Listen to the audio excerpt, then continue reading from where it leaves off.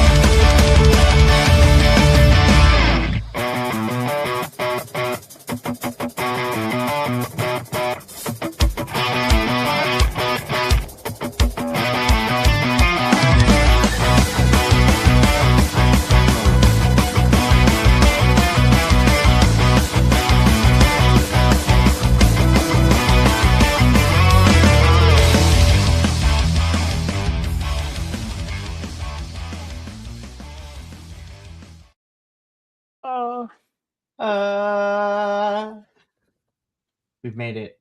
Hola, everyone. It's just like, hi, welcome to the most calmest edition of Los Lobos ever. I know, right? I'm not gonna lie, internet, it has been a very long day. You know, some of us are on winter break. Some of us have to survive the next 48 hours to get there. But we are still going to give you our best college try here at BC WrestlePod as Los Lobos de la Lucha are back for another episode of CMLL goodness. I am El Jefe of BC WrestlePod. Of course, joining me tonight is, you know, my spicy tuna melt of a partner, Papa Oso himself. I made myself hungry again, darn it. Anywho. So the two of us are going to be here tonight to review another exciting episode of Viernes for Espectacular. Unfortunately, we are missing our third compadre, Adolfo, and he sends his regards, and we're wishing him, you know, as he takes this time off, you know, rest and R&R, and he will hopefully be back in the, you know, 2026. So, of course, we also have our unofficial co-host in the chat. Agent Lo-Fi Primo is in the building, so the three of us are going to be holding it down this evening as we talk about some CMLL goodness. So I'm excited for all of that. Before we get into the, you know, post-show breakdown proper, really quickly, if you are new to BC WrestlePod, you can dig through our archives on the Twitch, on the Kick, and the YouTube. And if you like what you see, then you can subscribe and follow us. But if you're looking for something a little bit more bite-sized and manageable for your time, you can pick whatever social media site you use the most, Facebook, Instagram, Blue Sky, whatever that is. And you can follow us on the socials at BC WrestlePod, where you can find our report cards, previews for the weekly shows, predictions, and so much more. If you want to explore a little bit further, we have some merch for you at our, you know, merch store, bcwrestlepodshop.fourthwall.com. Well, you know, where you have all sorts of fun designs. We have our holiday shirt, which will be going away in a couple of days after the holidays, and all our designs will be revamped come the new year, so get them while they're hot. Of course, we also have our little coffee bot if you want to buy us a coffee and donate to help us keep the metaphorical lights on and help buy these pay-per-views sometimes, because pay-per-views are expensive. And this is we are not paid. We do this because we love professional wrestling, but we got bills to pay and we got things to make sure that this channel has in order for us to thrive. So if you feel inclined to donate to the cause, you can click the link in the chat every couple of minutes, and we'll go from there. And yes, that is very sweet of you, Primo, wishing Adolfo a happy holidays from you. So, and shout out to everybody, whether you celebrate Christmas, Yule, Hanukkah, Kwanzaa, all the winter holidays that are happening around the world. From us here at BC WrestlePod, we wish very happy holidays to all of you. All right, now that I got that out of the way, let's get into it, because we're going to talk about the semi-main event, because I was just like, on paper we had 5 matches. It really was more like 10. So let's just get into it. So we kick things off this week with I'm noticing a pattern, CMLL, and I'm not mad at it. We started this past Viernes Espectacular with a match relampago. So 10 minutes or less to tap, submit your opponent. And this time we had Fury Boy taking on a new face to me here on Viernes Espectacular and Camelot. I was just like, I see what we're doing. I was like, please tell me that him and Templario could be a thing. I was just like, literally, we also have the dragons too, the Los Dragones as well. I was just like, we are just one squire away from a whole medieval faction, and I'm here for it. Indeed. So of course, like I said, this is a match relampago, 10-minute time limit, and they have 10 minutes to pin or submit their opponent. Otherwise, they will end in a time limit draw. Ooh, excuse me. It's been a long day, but I am here, as All Might from My Hero Academia would say. As far as the match goes for itself, I thought this is pretty solid opener. Again, I am new to Camelot. I mean, he might have popped up on the other shows that CMLL runs throughout the week. I will say that I watch a lot of wrestling, and I have to try to find more time for it. But I'm pretty sure I've also agree with you, Primo. I'm pretty sure we've seen Fury Boy a little bit this year. But no, props to Camelot. One heck of a base, in this match too. I was just like, good power wrestling. I thought this was a pretty solid bout. I'm not gonna lie. Papa, also, what did you think of our opening match? I thought it was all right. I thought it was pretty good too. And I think I really like these relampago matches because it introduces me to new people that I've never seen wrestle. And I know there are people that have been watching, that watch a lot of either CMLL or AAA and all those. They know a lot of these sort of luchas from here, there, and everywhere. But I don't know many of them. So, and Fury Boy I'm familiar with because I think I've seen him once before in one of ours normal ones, or maybe it was maybe one of the anniversary shows or something. But I do love that this introduces me to new people, and I love getting to see new luchas, new to me anyway, and what they can do. And so this was a fun one for me. I really enjoyed to watch these guys. So I'm interested to see if we see Camelot more, because I kind of liked him. I do too. And, Primo does bring up a good fact, too, that these are both last year's Escuela guys, too. So, again, more Escuela folks opening up the show that we've seen. And they're all kind of fighting for spots at the moment, too, as we're right around the corner. Yep, because come January, we're getting into the next year's, Torneo de Escuelas as well. So, you got to fight for them spots, man, because spots are limited. So, it's crazy out here.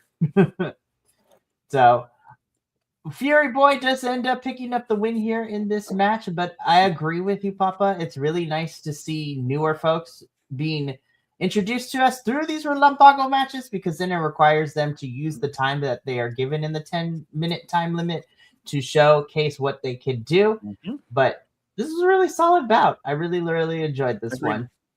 Mhm. So moving on into our next one. Yay. Honestly, I was just like, yo, we love us some good trios matches here in CMLL. So, of course, in our second match, this is a Relevo Australiano, a dos de tres caídas, so 2 out of 3 falls. This saw the team of Valiente Jr., Fugas, and El Adas taking on, our favorite lovable Japanese grandpa, Okumura, Infarto, and looking like he's always wearing a bike helmet to me in this picture, Hijo de Stuco Jr.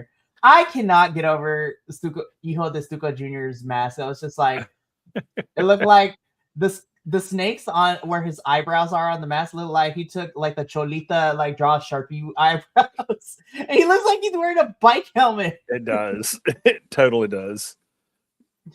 Like, I can't. Every time I can't, but I have such a good time with this. Funny. So, of course, like I mentioned before, this is your typical Relevo Australiano match. So, in order to win, you have to get 2 out of the 3 falls. And I love you. Listen, it has been a year here for us at Los Lobos de la Lucha, and we have seen a lot of these folks in different. On paper, I was like, this should be pretty good. By the end of this match, I was like, I feel like some people were very solid.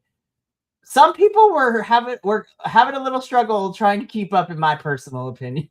And look at that, Agent Lo-Fi, who brought up the same point. Nothing against these guys, but this was Fugas and Adas trying to keep up with Valiente Jr. He's just been on a run lately, which I have to agree.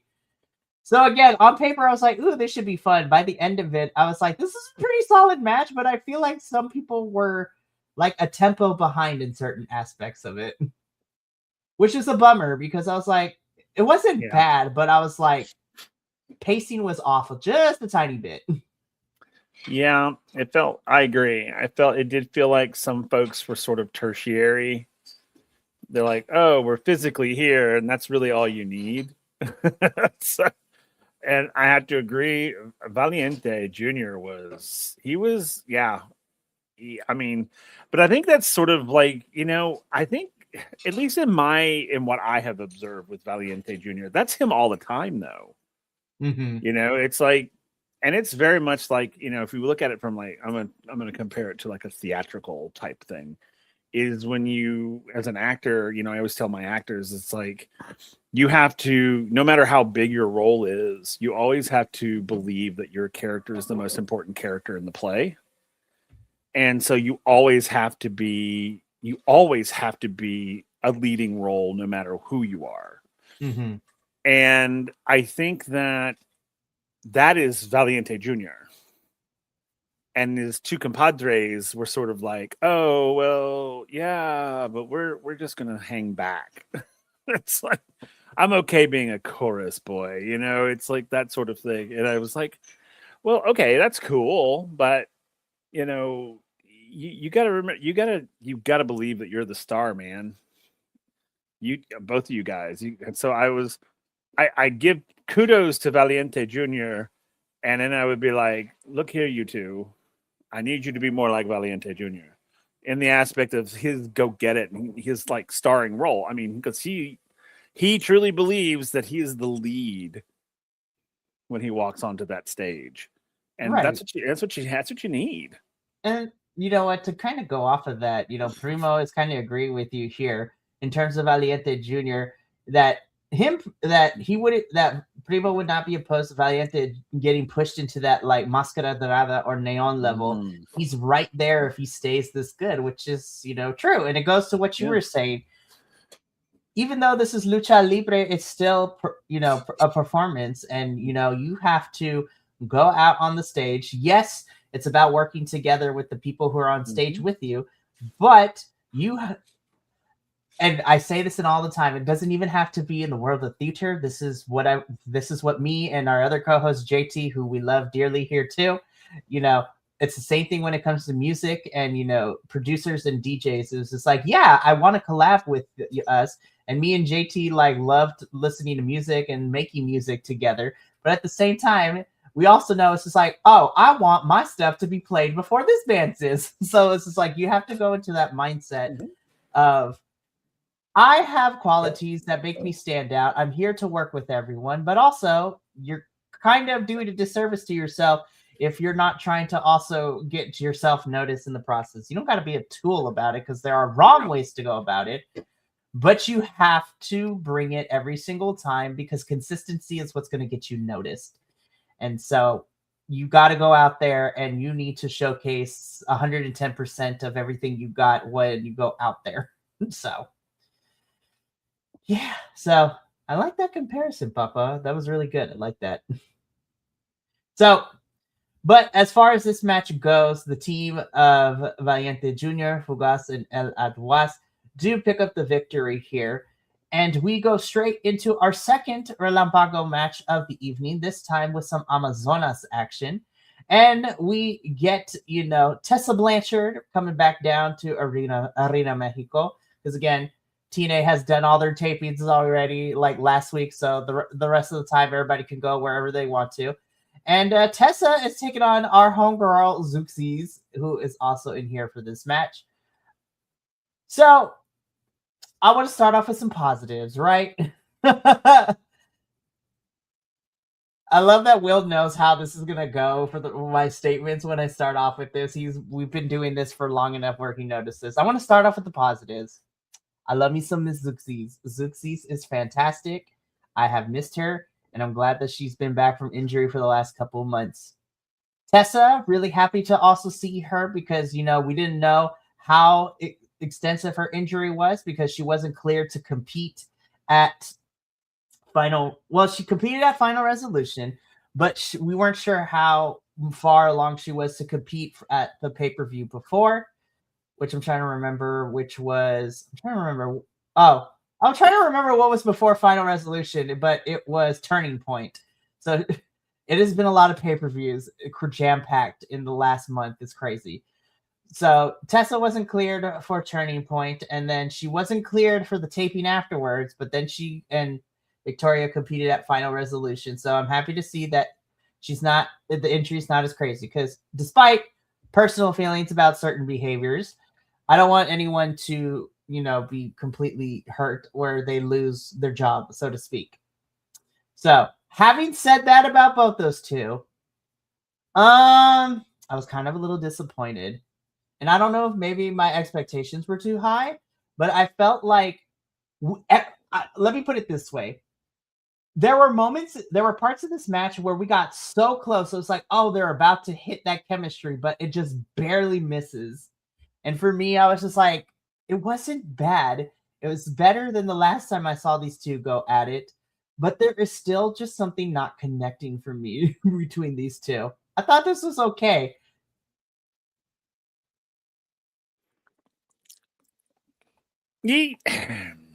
Yeah. I didn't enjoy this match as much as I thought I might. And I think it's because of the energy in the ring was weird. Mm. And I don't know if that's because of, you know, or they were just having an off night. You know, I don't know what it was, but for both of them, wasn't just one or the other, both of them. To me, it just felt they were kind of just off. Like from their entrance into the ring, I was just like, something feels weird here. I don't know what it is. And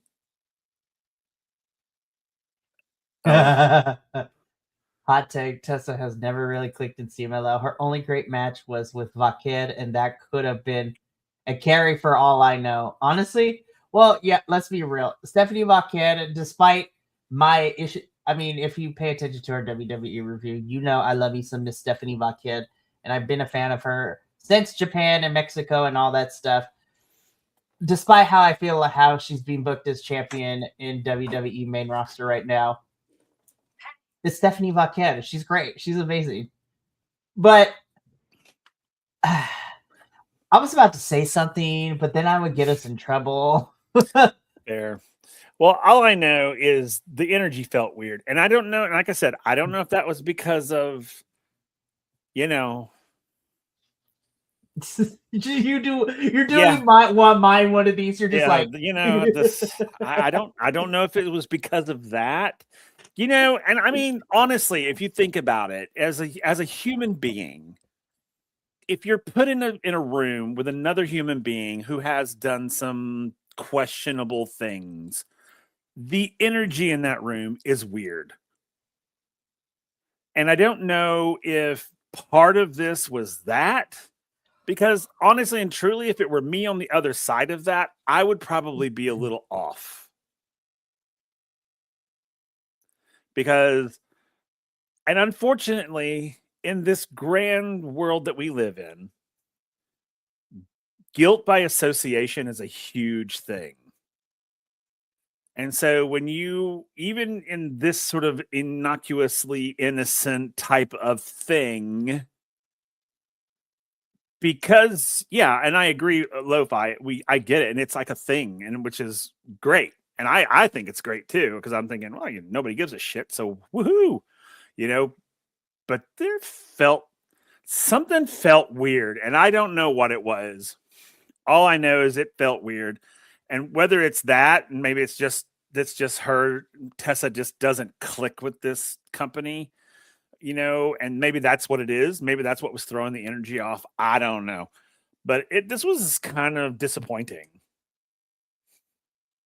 It's really tough. Yeah. I'm sorry. I was just going to say, I felt like Zeuxis was kind of wasted in this match. I think it's really tough too, because like we learned from Primo in the last couple of weeks too, a lot of our CMLL girls are about to head on over to Japan for a little bit.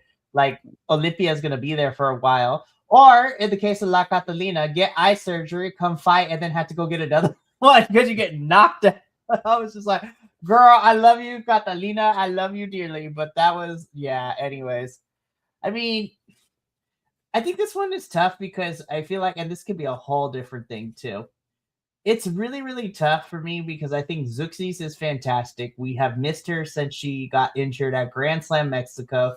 She's been back for about a month and a half, 2 months now. And she kind of stepped right back into where she left off. I was like, oh, yeah, this is great. Tessa, on the other hand, and again, Primo, you're absolutely right. Like, the Mexico crowd probably doesn't care too much about the optics of, the problematic stuff that people come into the doors with in terms of the lucha. But yeah, there's something about Tessa, not just here, but I also have said this in TNA too. There's just something about her that doesn't click in terms of like her wrestling style and things like that. It just felt very off. But I mean, all to say, Tessa does pick up the victory here. And I was just like, Tessa, I want you to be good. I want this to be fun. Yeah. But I was just like, this was just okay. I was just like, ugh. I was just like, I want you to be more than just you tied to your man. I'm just saying.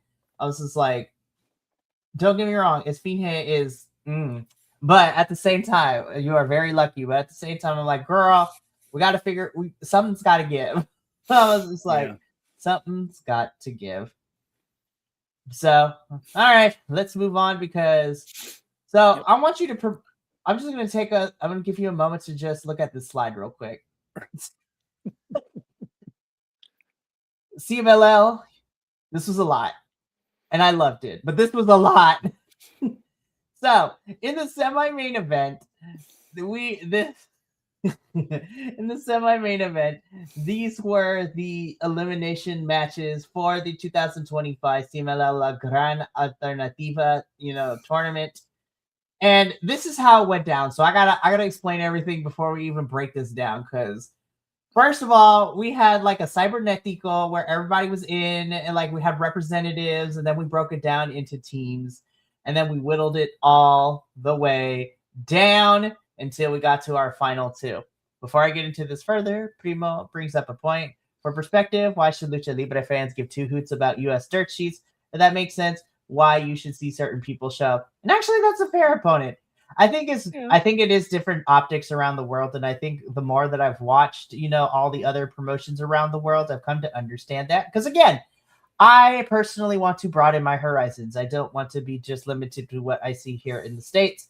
However, yeah, it's very true because the way the cultures and people perceive things around the world is completely to the culture and the optics here in the United States. Alrighty, but let's talk about this because this was a lot.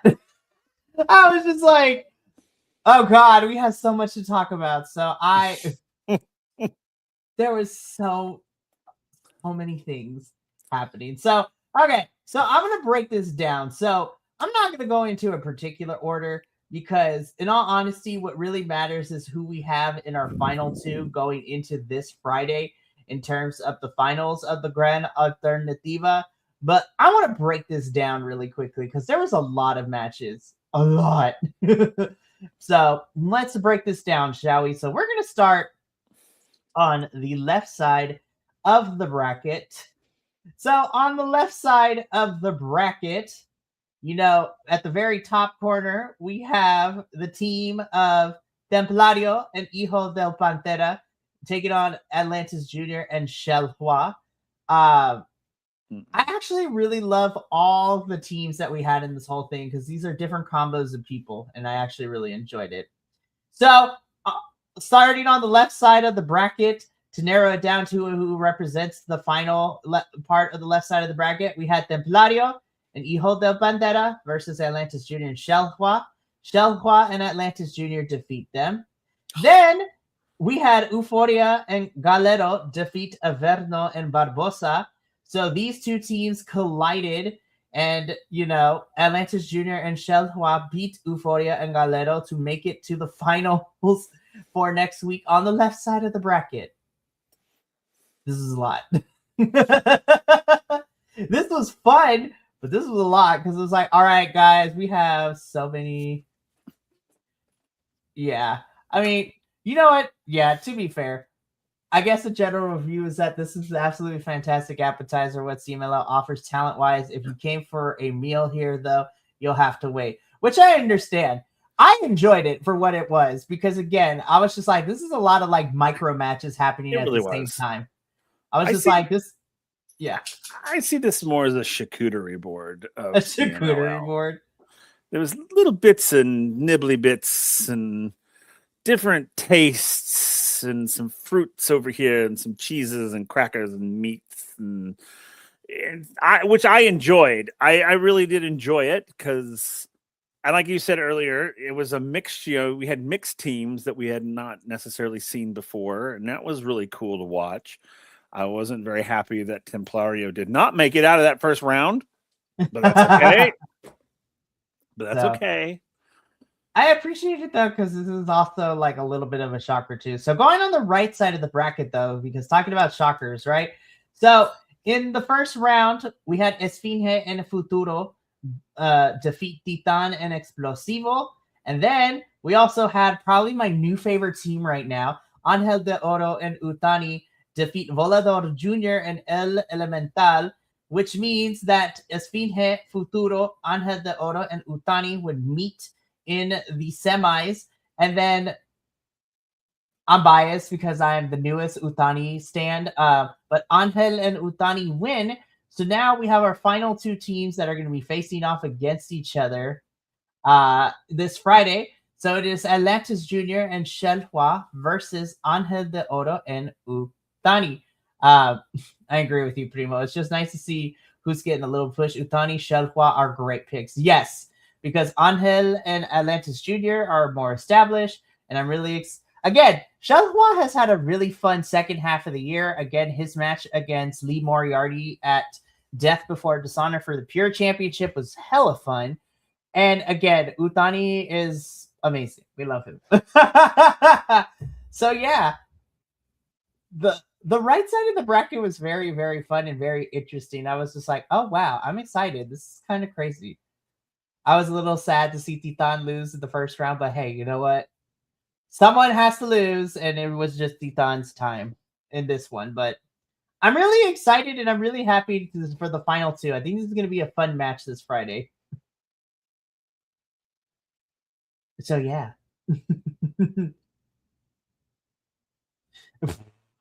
I kind of got that notion, Primo. This tourney is supposed to be vet rookie, but CMLL is so stacked it's been a little warped the past couple of years.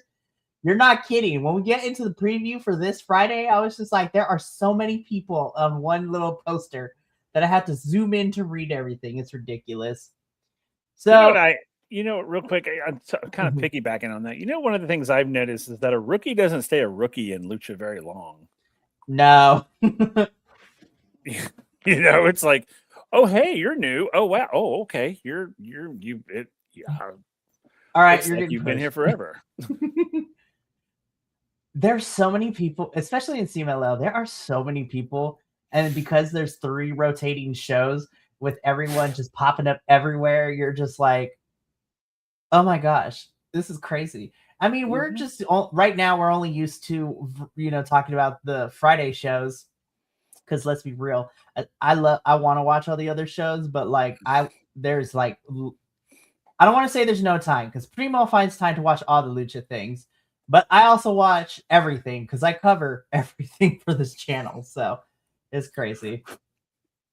Oh, that is also very true. Coming in, that's because they start when they're like 10, 11 years old in Lucha Libre, which is very true. It is literally be like, hey, you just turned 10. All right, get in this ring. So they literally are babies when they start training for this. But again, looking forward to Friday's finals. This is going to be a lot of fun. I just want this picture to set in real quick.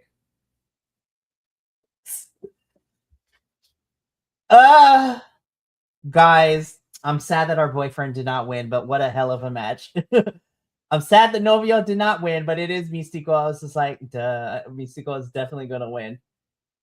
But hot damn, what a match, man. What a main event. Holy crap.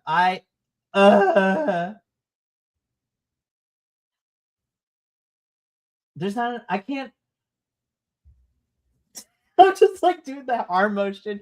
I'm just like, okay, let me set this up, right? Because I do have to do some talking here because we are the host. We can't just like use onomatopoeias here. So, por el Campeonato Mundial de Peso Semi-Completo CMLL, or for the CMLL, middleweight championship, whatever you want to call it, Místico, the champion, defending the title against the challenger, and Soberano Jr.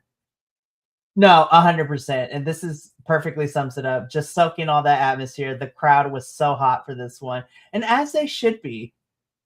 God, what a match, man. And I'm just sitting here. I'm just like, do I put this in my top 10, even though it's like I already kind of have my top 10? But I was just like, I was just like, I keep saying this to myself. I'm going to put a deadline for when I can put matches in for my top 10 of the year.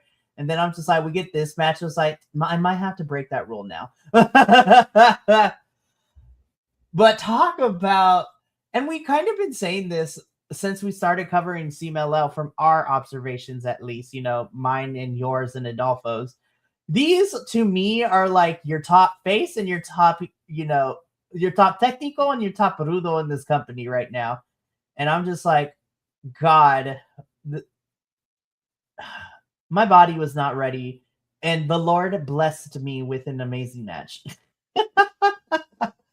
I feel like I've done enough of the talking. Papa, what did you think of our main event for this one? This one made me hot. It was so good. I mean, it was so good. I got sucked up into it, honestly. And I thought it was a great match. I thought it pulled me in. I think the audience really kind of pulled me in more than the match itself. Yeah. Which is kind of like what Primo is saying too, yeah. Oh, there you go, yeah. I mean, honestly, because when I was watching it, I was like, okay, this is pretty good. I was excited because I love both of these wrestlers. And then it started happening, and the crowd just... there was a couple of moments when I was watching it that I was actually watching the crowd more than I was watching the match, just to kind of see what was happening. So, because it was the atmosphere was electric. It was so electric. and that audience was eating it up, and I got pulled in by the audience, I think, more so than the match.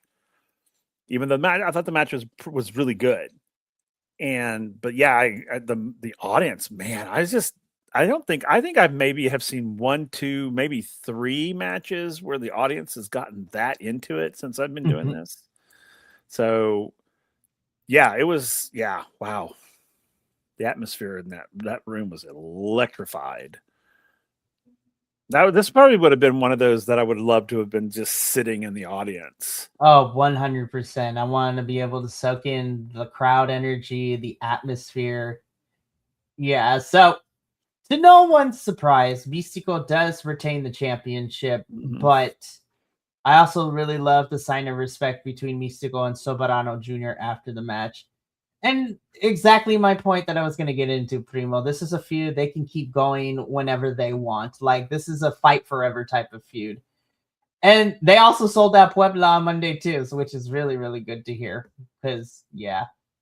Also, shout out to that one lady for being the 1 million ticket, recipient and got a custom championship belt for being the 1 million tickets sold. Love to see that for CMLL. CMLL has just, it's always been great, but it's been on and popping this year too. So I love it. Indeed. But that is how Viernes Espectacular goes off the air for this past Friday. This is a really fun show. I thought that was pretty solid all around. And I don't know if I'm mentally prepared though, because this Friday, listen, I will call myself a mark because I love the American wrestlers that are participating in this Friday show. But let's get into it. So if you thought this week was a lot of people on one card, then you were mistaken, because this week has a lot of people on the card. So, kicking things off, we have a Torneo Cibernetico Rumbo a Sin Salida 2026. So these are all the people, if I remember my Spanish correctly from high school, these are all the people participating in that cage match coming up in the new year where somebody is losing a mask.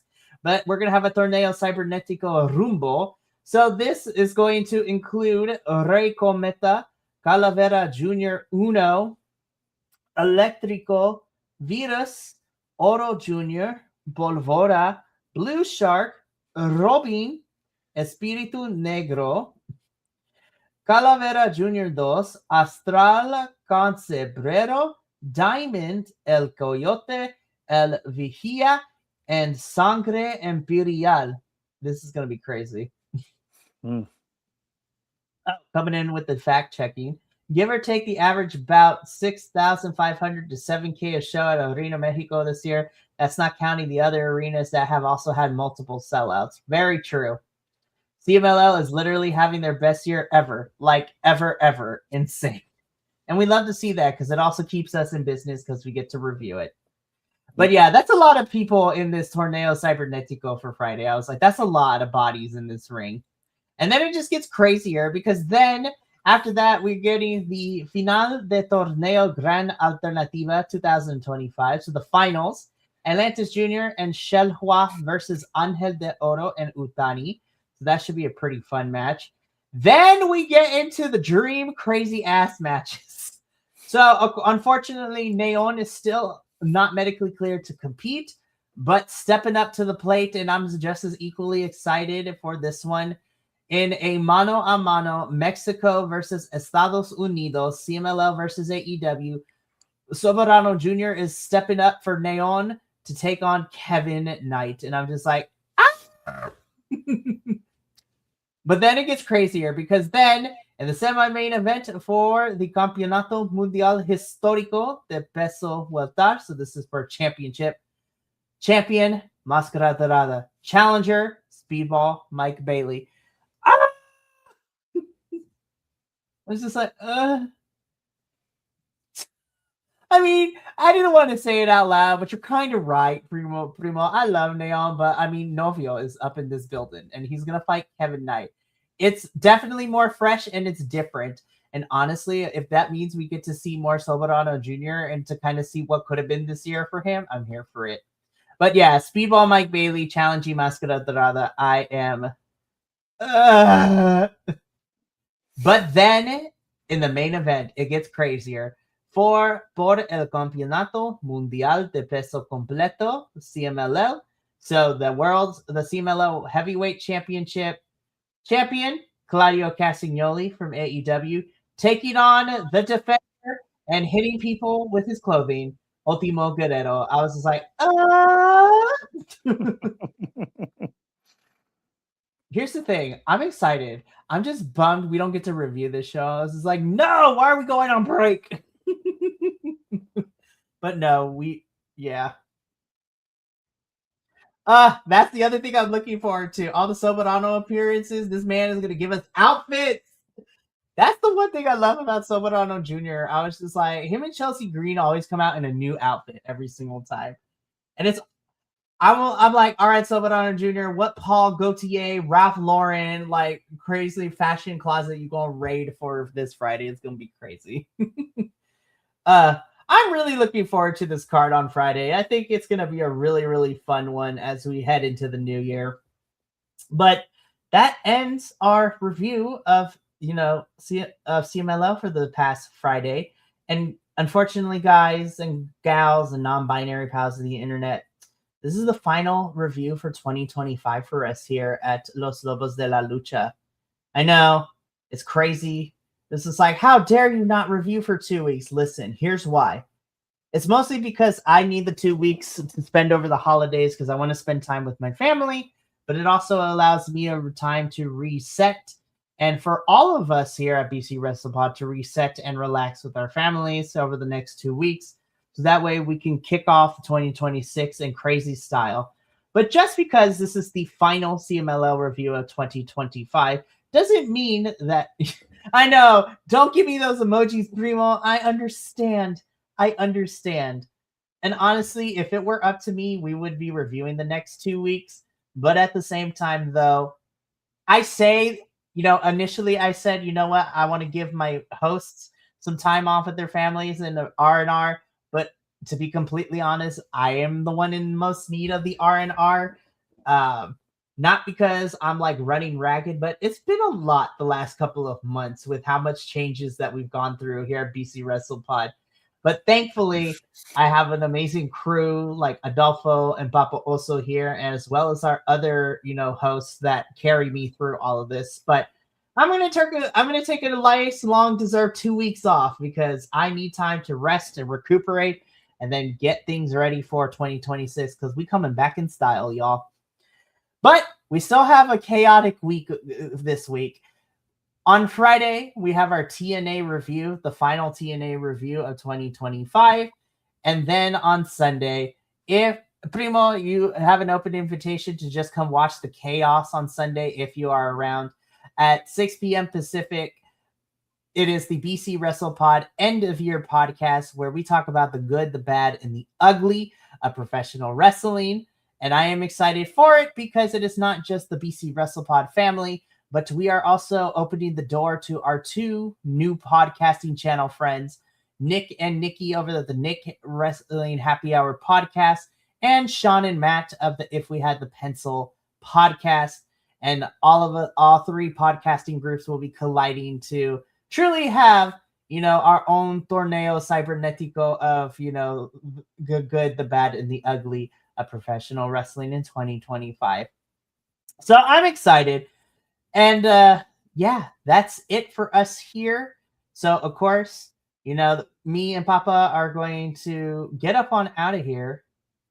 And you too, Primo. You enjoy your holiday and looking forward to seeing you next year as well. So we'll be back in 3 weeks. So it's not really that far off. But enjoy your holidays too, Primo. And honestly, thank you for being our unofficial co-host. You are the man with the plan, Stan. You have a very wealthy knowledge of Lucha Libre. And honestly, you have become a really good friend to the channel for us. Thank you for always supporting us every Wednesday. And so thank you for being here. But me and Papa got to get up on out of here. So from all of us here at BC WrestlePod, as we always do here, remember, take care of yourself, love one another, stay iconic. More importantly than anything, you always deserve to finish your story. Have a very happy holidays with your family, whether they be blood related or found. And until next year, remember, we love you. But until then, sayonara, adios, and as always, peace